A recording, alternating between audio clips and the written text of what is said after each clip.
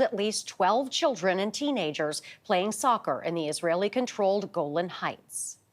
It's shocking. Some people are still in denial. Some people are in shock. Some people are dealing with it by throwing blames at politicians and all of that. Funerals were held for the victims today. All of them were between the ages of 10 and 20 years old. Hezbollah has denied responsibility for the attack, which has sparked fears of a wider regional war. This is the deadliest strike on Israel since October 7th.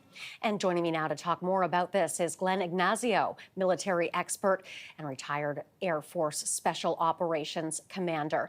Mr. Ignazio, thank you as always for being here. Tensions now rising between Israel and Hezbollah. Are the fears correct? Is a wider regional war imminent? Yes, everything is on edge. I mean, it isn't anything new that Hezbollah has been attacking Israel. That's happened since the initial attacks from Hamas back in October. We know that.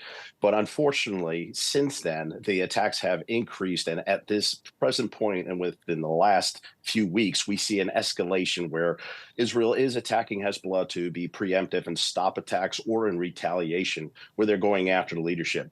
But we were always worried about something happening where we're going to have the death of children or others that's going to be very emotional. And we've had that happen just recently. In fact, yesterday, excuse me.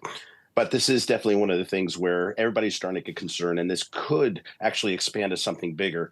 Well, we do see Egypt warning Israel, do not go into a full-scale operation. We see Iran backing Hezbollah to engage with Israel more. So it is something that is very critical, and we seem to be getting closer and closer to that edge, and let's hope that does not occur. You mentioned, the death of children. Does this do anything to change the trajectory of what's happening? I think it does in an emotional sense, but we got to always make those decisions by putting the emotions to the side and always looking at it from a logical situation. But it has always been on edge because we did have that, we did see that big attack from Iran against Israel. That was stopped, which was great, and we didn't get into a full-scale operation or war after that. So the IDF is really, I would say, doing the best to hold constraint.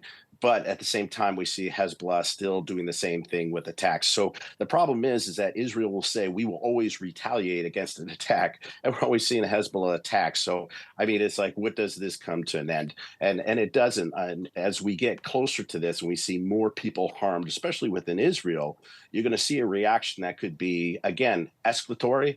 And what we don't want is, again, a full-scale operation. There are about 10,000 UN troops actually in the southern part of Lebanon, and there are thousands of misplaced Israeli citizens. So those UN troops were supposed to keep the peace, but again, that is something difficult when you have Hezbollah operating by themselves, attacking Israel. So this is really a critical juncture we're in. And like I said, I hope it doesn't spill over into a full-scale conflict.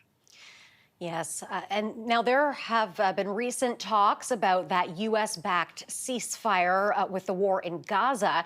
Does this derail that completely, or are these two separate things?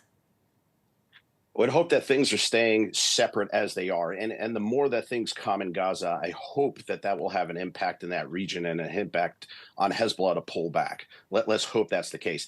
What's going on in Gaza right now with the ceasefire is that they are still mediating from a proposal that happened over the prior month or so.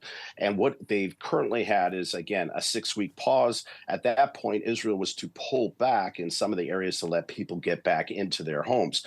Now, one of the things that recently changed with Netanyahu is that he wants to stay in the Philadelphia corridor, which is the area between Egypt and Gaza where they found major tunnels.